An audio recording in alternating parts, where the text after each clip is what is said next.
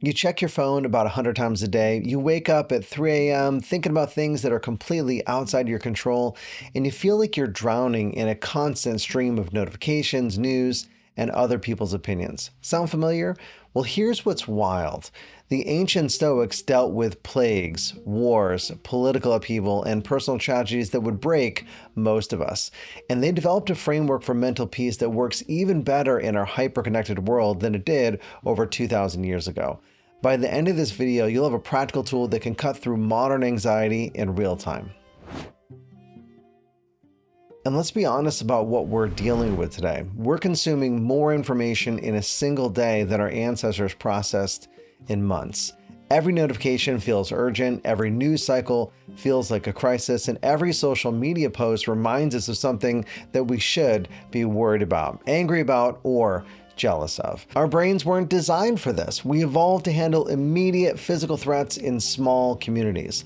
Now we're trying to emotionally process global events, economic uncertainty, social media comparison, health scares, relationship stress, and information overload all at the same time. And the result? Chronic anxiety about things we have absolutely no power to change. We're spending enormous mental and emotional energy on things completely outside our control while neglecting the areas where we actually have power. This is where the Stoics come in. And I'm not talking about being emotionless or just toughing it out, as I learned about the Stoics in grade school. Instead, the Stoic Epictetus was a slave who became one of history's wisest teachers. He understood something profound about human psychology. Most of our suffering comes from trying to control things that we can't control. His core insight was simple but revolutionary. Some things are within our power while others are not. Within our power are opinion, motivation, desire, aversion, and whatever is of our own doing. Not within our power are our body, our property, reputation, office, and whatever is not of our own doing. But here's what makes this practical instead of just philosophical. Epictetus lived this. He couldn't control being enslaved, but he could control how he responded to his enslavement. He couldn't control his physical limitations, but he could control his mental freedom. This isn't theoretical. This is a framework tested under the most extreme conditions imaginable. Now let me show you how to apply this in modern life. We break it down into 3 circles: the circle of control, the circle of influence, and the circle of concern. And it's often called the control, influence, concern model for obvious reasons. Now, back in the time of the Stoics, it's referred to as the dichotomy of control, but I think there's value in that middle circle of influence. Now, in the 3 circles, the inner circle represents the things that you have direct control over: your daily habits, your responses to events, your choices about what to read or to watch, how you treat people, what to eat, how much you exercise, what time you go to bed. The middle ring represents things that you can influence but not control: your relationship, your work environment, your family dynamics, your local community. You have some impact here, but you can't guarantee outcomes. And lastly, we have the outer ring, circle of concern, which represents things that you care about but can't meaningfully affect. This includes global politics, the economy, natural disasters, other people's choices, what happened in the past, what might happen in the future, and all the other things that you might be concerned about. And here's the key insight to remember. Energy spent in the circle of concern creates anxiety without results. Energy focused in the circle of control creates peace and progress. Most modern anxiety happens because we're living in the wrong circle.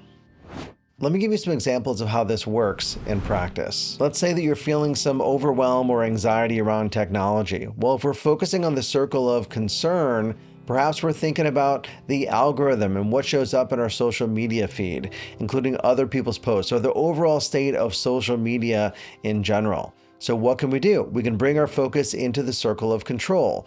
Maybe we can change our notification settings, or how often you check your phone, or which apps you actually have installed on your device. And to truly take control, we not only want to change our focus, but we want to take action. So turn off non-essential notifications, or set specific times to check social media, if at all. We want to live our lives by design, not by default. Now let's take a look at how we can use this when anxiety hits. Step 1 is awareness. Notice when you're feeling anxious or stressed, and the sooner you can identify that, the better.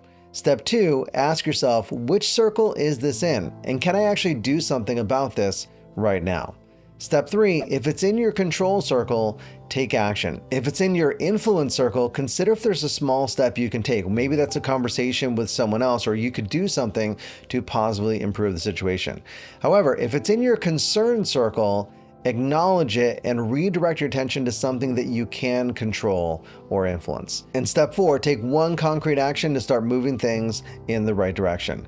This isn't about ignoring problems or being passive. It's about putting your energy where it can actually make a difference. The Stoics understood something that modern psychology confirms. We can't control our initial thoughts and emotions, but we can control what we do about them. When you focus on your control circle, several things happen. You feel more empowered because you're taking action instead of just worrying. You build momentum because small actions in your control often expand your influence. And over time, you reduce your anxiety because you're not wasting energy on things that you can't change. And most importantly, you begin to see that you have more power than perhaps you originally thought, just not over the things that you can't control or influence. The Stoics weren't trying to eliminate emotions or become robotic. They were trying to eliminate unnecessary suffering caused by fighting reality. You can't control the news cycle, but you can control how much news you consume. You can't control other people's opinions, but you can control how much those opinions affect your decisions. You can't control what happened yesterday, but you can control what you do today. And the next time anxiety starts creeping in, remember Epictetus. Some things are within our power while others are not. Figure out which circle you're in, then put your energy where it belongs. And as an exercise to apply this information, try thinking through these 3 circles throughout the coming week. When you notice stress or anxiety, ask yourself, what am I focusing on? Control, influence, or concern?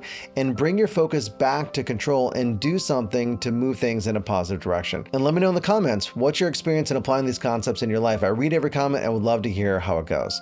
And if you'd like to make this even easier for you to stay inside the circle of control, check out the resources in the description below. You can work with me directly or perhaps someone on my team to help you release the mental and emotional blocks that hold you back, or learn how to create these breakthroughs with others by going through our certification programs. That's it for now. Until next time, develop yourself, empower others, and lead by example.